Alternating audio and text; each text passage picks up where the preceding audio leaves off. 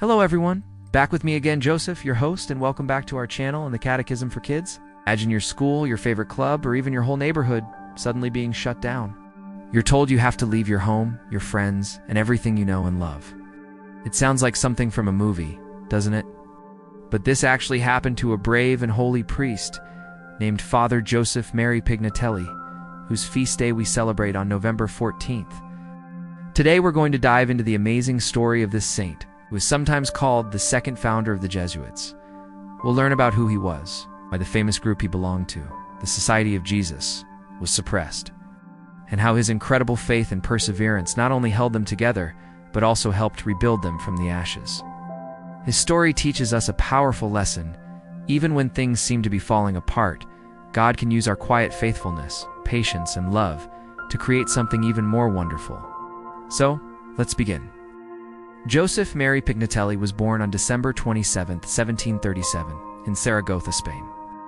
He came from a very wealthy and noble family with both Spanish and Italian roots. He could have lived a life of luxury and comfort, with everything he ever wanted. But Joseph felt a different calling. At just 15 years old, he decided to give up all his privilege to join the Society of Jesus, a religious order of priests and brothers known as the Jesuits. His family wasn't happy about his decision, but Joseph was determined. He studied hard and was eventually ordained a priest. As a young man, he was also very sick with tuberculosis, a lung disease that would affect him for his entire life. But his physical weakness never stopped his spiritual strength. He began teaching at the Jesuit college in his hometown of Zaragoza. It was here that his leadership qualities first began to shine. In 1766, a severe food shortage threatened the city, and the people were furious with the governor. A huge, angry mob gathered, ready to burn down the governor's palace. It was a dangerous and chaotic scene. But Father Pignatelli, with his calm and gentle presence, walked into the crowd. He spoke to the people with such kindness and persuasion that he managed to calm them down and prevent a disaster. Even the King of Spain, Charles III, sent him a thank you letter for his bravery. You would think this would make him a hero, right? Well, things took a strange and difficult turn. Despite his actions, political enemies of the Jesuits used the riot as an excuse. They falsely accused the Jesuits of starting the trouble in the first place. This was part of a larger movement across Europe in the 1700s. Many powerful governments were growing suspicious of the Jesuits. The Jesuits ran excellent schools, were trusted advisors to kings and queens, and were very loyal to the Pope.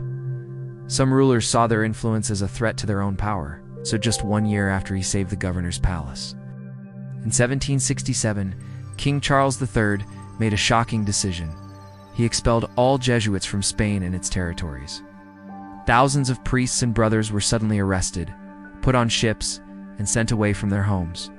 Because Joseph and his brother Nicholas were from a noble family, the king's minister offered them a deal.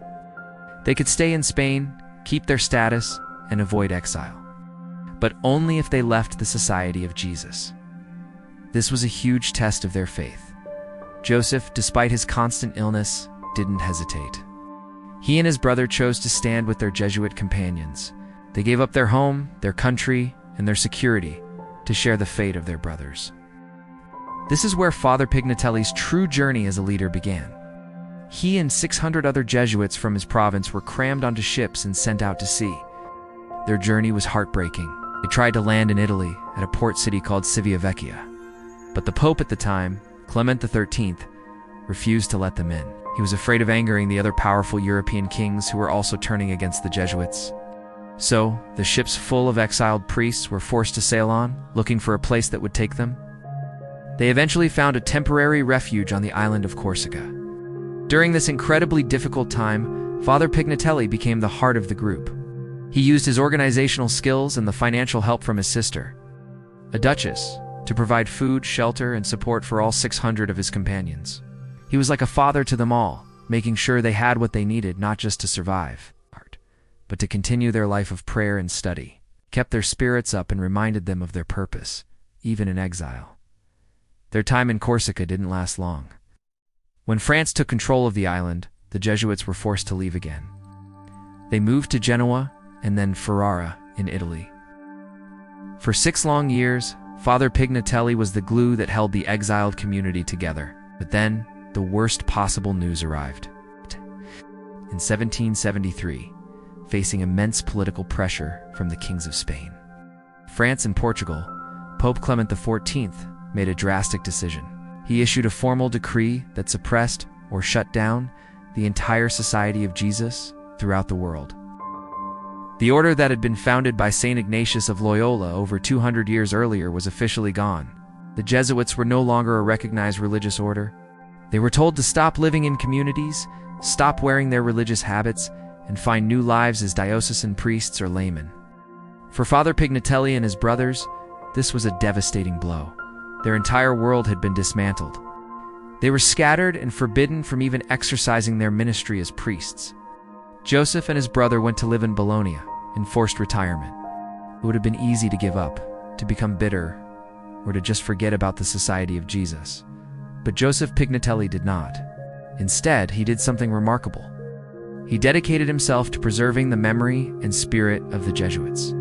He began collecting books, manuscripts, and any documents he could find about the history and spirituality of the society.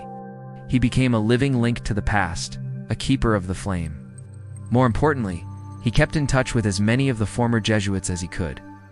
He wrote letters, offered encouragement, and reminded them to remain faithful in their hearts to the vows they had once taken. He was their unofficial leader, a quiet source of hope in a time of darkness. Years passed. A new pope, Pius VI, was elected.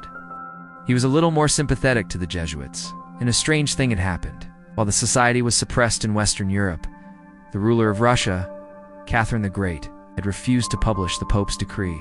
This meant that the Jesuits in Russia were technically still allowed to exist. Father Pignatelli heard this news and was filled with hope. He wanted to travel to Russia to rejoin the society. But while he was waiting, an opportunity arose closer to home. The Duke of Parma, who had also expelled the Jesuits years earlier, had a change of heart. He invited Father Pignatelli to re-establish a Jesuit community in his territory. So in 1797, after 24 years of suppression, Joseph Pignatelli was finally able to renew his religious vows as a Jesuit. He started a novitiate training house for new Jesuits, and soon, many former members came flocking to join him. He was appointed the provincial superior, the leader of the Jesuits in Italy. Slowly but surely, like a tiny seed growing into a tree, the Society of Jesus was beginning to come back to life, all thanks to his patient and tireless work. Even then, the challenges weren't over. The Napoleonic Wars were raging across Europe. Armies marched, governments fell, and the new Jesuit communities were constantly under threat. When Napoleon's forces took over Rome, Father Pignatelli had to use all of his wisdom and prudence to protect his fellow Jesuits. Yet through it all, he managed to open new colleges in Rome, Tivoli, and other cities. He was rebuilding the order one brick at a time. Father Joseph Pignatelli died in Rome on November 15, 1811. He didn't live to see his ultimate dream come true. But he had laid all the groundwork. Just 3 years after his death, in 1814, Pope Pius VII officially and fully restored the Society of Jesus throughout the world. The order was back, and it was largely because one humble, sick, but incredibly determined priest had refused to let the flame of its spirit die out. This is why St. Joseph Pignatelli is known as the second founder of the Jesuits. While St. Ignatius of Loyola was the one who first created the society, St. Joseph Pignatelli was the one who saved it from extinction and ensured its rebirth. He is a powerful example of what it means to be faithful when everything seems lost. He teaches us that leadership isn't always about being loud or in charge. Sometimes it's about quiet service, patient love, and an unshakable trust that God is working, even when we can't see it. His life shows us that no matter how difficult things get, faith and perseverance can rebuild and restore what was broken. Thank you so much for joining me today to learn about the incredible life of St. Joseph Mary Pignatelli. Hope his story inspires you.